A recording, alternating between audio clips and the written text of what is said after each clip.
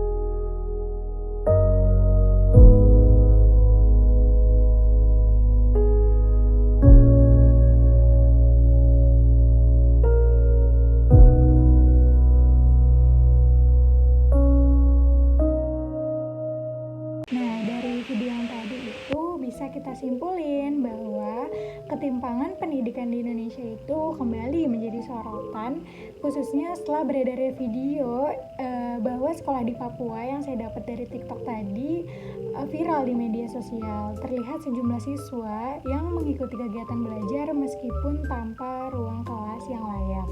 Nah, para siswa tersebut itu belajar di ruang terbuka nih, tanpa atap, tanpa adanya alas. Bahkan di video tadi itu hanya beralaskan jeramit.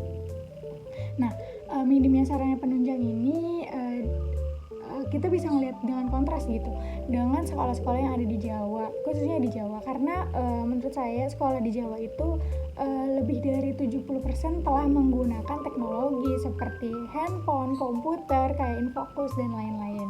Fenomena ini itu menegaskan bahwa ketimpangan pendidikan di Indonesia masih menjadi persoalan yang serius. Papua sebagai salah satu contoh wilayah dengan tantangan geografis yang kompleks.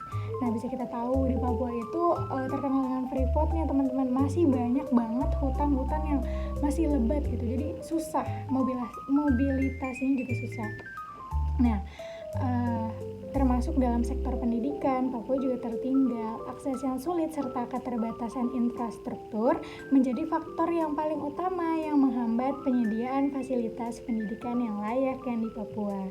Nah, namun demikian, kondisi ini menimbulkan pertanyaan mendasar terkait efektivitas kebijakan pendidikan nasional di Indonesia. Di tengah upaya pemerintah mendorong digitalisasi pendidikan, masih terdapat daerah yang belum memperoleh akses pendidikan dengan kebutuhan dasar yang layak, seperti ruang kelas yang menandai tenaga pengajar yang cukup. Secara struktural, ketimpangan ini menunjukkan adanya perbedaan distribusi sumber daya antara wilayah pusat dan daerah, khususnya daerah Jawa. Sekolah-sekolah di wilayah terpencil cenderung mengalami keterbatasan fasilitas serta kekurangan tenaga pendidik. Bahkan saya pernah ngeliat video di TikTok bahwa guru yang mengajar di Papua itu kalau mau ke sekolah untuk mengajar itu dia tunggu truk dulu yang lewat, baru dia bisa mobilitas gitu dari rumahnya ke sekolah yang akan dia ajar, seperti itu. Nah, hal ini itu berdampak banget terhadap kualitas pembelajaran yang diterima oleh siswa nantinya.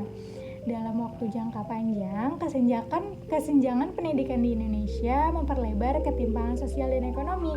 Pendidikan yang tidak merata akan membuahkan atau menghasilkan kualitas sumber daya manusia yang tidak merata juga.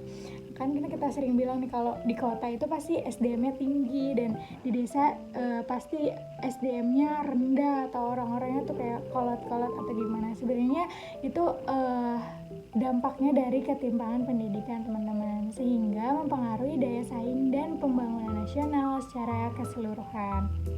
Nah, Sejumlah pihak menilai bahwa pendidikan itu perlu penyesuaian dengan kondisi geografis dan sosial masing-masing daerah. Pendekatan yang seragam dinilai kurang efektif dalam menjawab kebutuhan wilayah seperti Papua yang memiliki tantangan berbeda dibandingkan daerah perkotaan. Nah, oleh karena itu, diperlukan langkah konkret yang berfokus pada pemerataan akses pendidikan, pembangunan infrastruktur dasar, serta ruang kelas yang layak. Itu dulu yang menjadi pertama, perlu menjadi prioritas di sini. Karena kita sendiri, kalau kita belajar di ruang yang nyaman, yang aman, dan itu pasti kita menuntut ilmu itu lebih semangat dan ilmu dapat lebih cepat masuk gitu ke pikiran kita, ke otak kita gitu. Selain itu, distribusi tenaga pendidik juga harus diperhatikan agar proses belajar mengajar dapat berjalan secara optimal.